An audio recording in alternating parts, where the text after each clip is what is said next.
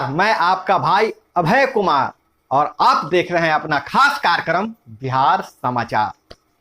बिहार समाचार में खबर हम लेते हैं सत्ता के गलियारों से, पंचायत के गलियों से और गांव के चौपालों से, जो कहीं न कहीं आपको प्रभावित करता है। बिहार समाचार में हम बात करेंगे बिहार के, बात करेंगे देश के और देश दुनिया की तमाम ऐसी खबरों पर हम नजर डालेंगे जो आपको अपडेट रखता है, आपको प्रभावित करता है। तो बिहार समाचार में हम जो पहली खबर ले रहे हैं, बहुत उपयोगी खबर ले रहे हैं कि बिहार में 1,70,000 शिक्षकों की बहाली के लिए जिसकी परीक्षा बीपीएससी लेगी, उसका ऑनलाइन आवेदन प्रारंभ हो गया है। दिव्यांग सरकारी अस्पताल से ले सकेंगे प्रमाण पत्र। जैसे पहले बताया गया था कि दिव्यांग का दिव्यांगता सर्टिफिकेट मेडिकल कॉलेज से जारी होगा, उसी को मान्य किया जाएगा। उसमें थोड़ा सा बदलाव किया गया है। अब सरकारी अस्पताल से जारी दिव्यांगता सर्टिफिकेट मान्य कर दिया गया है। राज्य में कक्षा 1 से 12 तक 1,70,461 शिक्षकों की बहाली होनी है। इसकी भर्ती परीक्षा बीपीएससी लेगा और उसकी आवेदन प्रक्रिया शुरू कर दिया गया है। 12 जुलाई तक आवेदन किए जा सकेंगे। समय नोट कर लीजिए, 12 जुलाई तक आवेदन किए जा सकेंगे। और आयोग आवेदन के लिए वेबसाइट पर 14 जून की 12 बजे रात्रि से खोल दिया है। वेबसाइट को 14 जून से 12 बजे रात्रि से खोल दिया है। इससे पहले अभ्यर्थियों के आवेदन करने की सुविधा के लिए 10 जून से 13 जून तक डेमो आवेदन करने की सुविधा दी गई थी। लेकिन दोस्तों, कुछ समस्या आ रही है। अभी तक किसी अखबार में चाहे कोई पब्लिक प्लेटफॉर्म पर आवेदन का फॉर्मेट नहीं छापा गया है। हो सकता है वेबसाइट पर फॉर्मेट हो, लेकिन आवेदन का फॉर्मेट जो अभ्यर्थी हैं वो ढूंढ रहे हैं ताकि उन्हें फॉर्म भरने में सुविधा हो। आप कमेंट करके बताइएगा बीपीएससी जो शिक्षक बहाली प्रक्रिया हो रही है उसमें क्या क्या परेशानी आपको आ रही है। आप कमेंट कीजिएगा, हम उस खबर को चलाने का प्रयास करेंगे, बड़ी अधिकारियों तक आपकी समस्याओं को पहुंचाने का प्रयास करेंगे। अब अगर हम बात करें राजनीति की, तो जीतन राम मांझी के बेटे सुमन मंत्री पद से इस्तीफा दे दिया है। तो नीतीश कुमार बोले कि सुमन की जगह रत्नेश सदा बने रहेंगे मंत्री। शपथ कल नीतीश बोले इसी साल हो सकता है लोकसभा चुनाव। नीतीश कुमार ने भविष्यवाणी किया कि इसी वर्ष लोकसभा चुनाव हो सकता है। मुख्यमंत्री नीतीश कुमार कभी कभी मास्टर स्ट्रोक खेल जाते हैं और मुख्यमंत्री नीतीश कुमार ने कहा कि कोई नहीं जानता कि लोकसभा चुनाव कब होगा। यह समय 2024 से पहले इसी साल हो सकता है। बुधवार को उन्होंने करोड़ों रुपए के, अगर हम बात करें तो 6,680.67 करोड़ रुपए के ग्रामीण कार्य विभाग की 5,061 योजनाओं का उद्घाटन शिलान्यास का कार्यारंभ कर रहे थे। उसी समय मुख्यमंत्री ने कहा और इशारा में भाजपा पर निशाना साधा। उन्होंने कहा कि यह वो भाजपा है जो अटल बिहारी वाजपेयी का भी नाम नहीं लेता है और साथ काम किए हैं।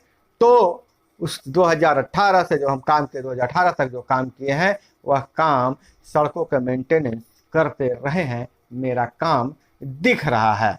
और इधर बात करें तो मुजफ्फरपुर से खबर आ रही है। बिहार में कानून व्यवस्था को लेकर मुजफ्फरपुर से खबर आ रही है। 27 लाख की लूट में शामिल 3 अपराधी मुठभेड़ में घायल, 2 फरार। 5 जून को कांटी के माइक्रो फाइनेंस कंपनी से 27 लाख की लूट में शामिल थे तीनों। 9.5 लाख कैश, कार्बाइन, 2 पिस्टल और बोलेरो जब्त।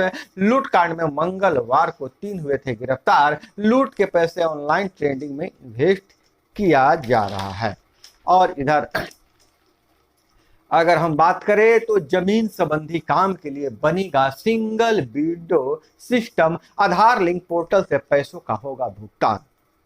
बिहार ऐसा राज्य है जो लोक सेवाओं का अधिकार में डिजिटलाइजेशन किया है और सिंगल विंडो से काम होता है। आज बिहार के छात्रों को आय जाति आवासीय बनाने के लिए अब ब्लॉक प्रखंड मुख्यालय की दौड़ नहीं लगाना पड़ता है। देश के किसी भी हिस्से से ऑनलाइन आवेदन करते हैं, उनका बनकर तैयार हो जाता है। अब बिहार में और व्यवस्था दिया जा रहा है, जमीन संबंधी काम भी अब ऑनलाइन हो जाएंगे। विभाग की तैयारी, नया सिस्टम बना रहा है IIT रुड़की।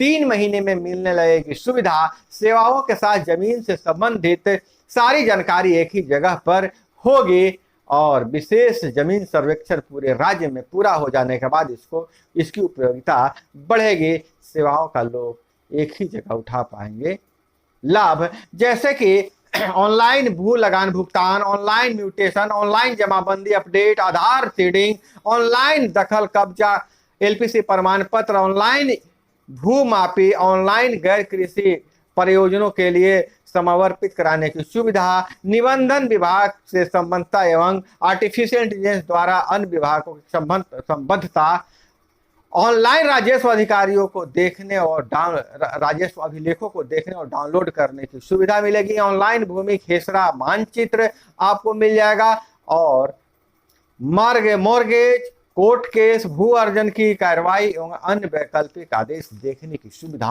ऑनलाइन, मतलब सिंगल विंडो जमीन संबंधी पूरा काम एक खिड़की पर उपलब्ध हो जाएगा। और श्रवण कुमार बोले कि देश हित में सोचने वाले लोग महागठबंधन के साथ हैं। भारतीय राष्ट्रीय सहकारी संघ की बैठक, सहकारिता क्षेत्र में कठिनाइयों को दूर करने का गृह मंत्री का निर्देश दिया गया है। और पाकिस्तान फिर चारखाने चित हो गया है। भारत में रिफाइनिंग की शर्त पर पाक को मिला रूसी तेल, मैंने पाकिस्तान को रूसी तेल भारत में रिफाइनिंग की शर्त पर मिला था। गुजरात से वाया यूए कराची पहुंचा। रूस ने पाकिस्तान से चीनी करेंसी में लिया तेल का भुगतान। पाकिस्तान सरकार ने दोनों शर्तें मान ली, लेकिन यह बात सार्वजनिक नहीं की, मतलब छिपा लिया। पाकिस्तान की राजनीति का ट्रेंड है, भारत का विरोध करोगे तो वहां चुनाव जीतोगे। और इधर 8 मई को रूस से सीधे गुजरात पहुंचेगा शिपमेट। भारत से डील नहीं हुई तब चुना गया UAE का रास्ता और भारत में रिफाइनिंग के लिए ऐसे राजी हुआ पाक अगर राजी कैसे हुआ तो इसकी 2 वजह है कि पहली यह कि वजह यह है कि वाडिनार रिफाइनरी में 49.13 हिस्सेदारी रिजनेफ्ट नाम की कंपनी के है, जो रूसी सरकार द्वारा संचालित होती है। इसका मुख्यालय मॉस्को में है, इसलिए यह रिफाइनरिंग की गई। दूसरी वजह यह है कि पाकिस्तान की सरकारी रिफाइनिंग में रूसी ग्रेड के तेल की रिफाइनिंग के लिए काफ़ी अपग्रेडेशन की ज़रूरत है। अभी इस रिफाइनरी में सऊदी अरब से आने वाला तेल ही रिफाइन होता है। दोनों में बहुत फर्क है। पाकिस्तान के पास रूसी तेल रिफाइन करने की टेक्नोलॉजी ही नहीं है, उनके पास रिफाइनरी ही नहीं है। और इधर बात करें बिपरजॉय की तो आज गुजरात से टकराएगा तूफान।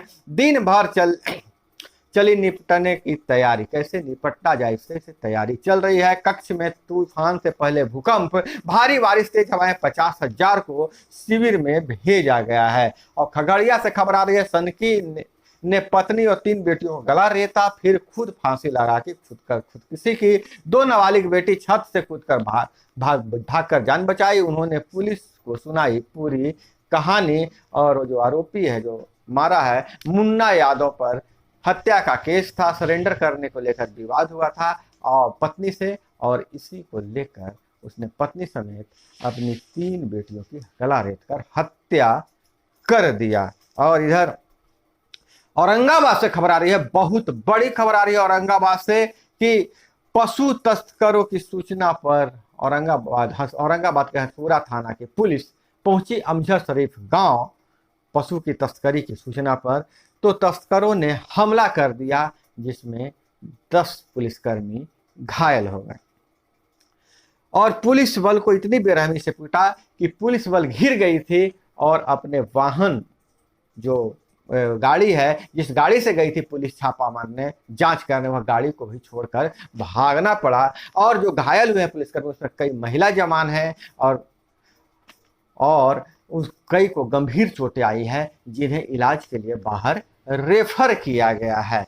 तो यह इस तरह से बिहार में लगातार पुलिस पर हमला हो रहा है। कभी बालू माफिया हमला कर रहे हैं, कभी पशु तस्कर हमला कर रहे हैं। तो इस तरह से बिहार के कानून व्यवस्था पर सवाल उठ रहा है। और इधर अगर हम बात करें तो जिला शिक्षा विभाग में छात्रवृत्ति योजना के 1,41,00,000 की गड़बड़ी मोतिहारी से खबर आ रही है।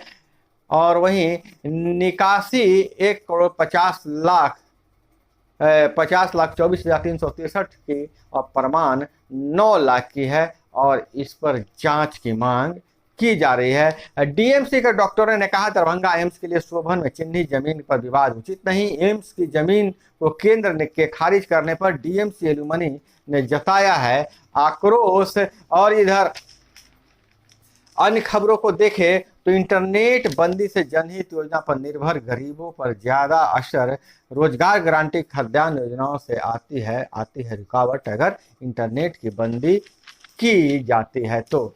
और उधर हिडन वेल्थ माइग्रेशन 2022 से 7,500 सुपर रिच दूसरे देशों में जा बसे हैं। भारतीय 6,500 सुपर रिच भारतीय इस साल देश छोड़ देंगे। चीन के 13,500 बाहर जाएंगे।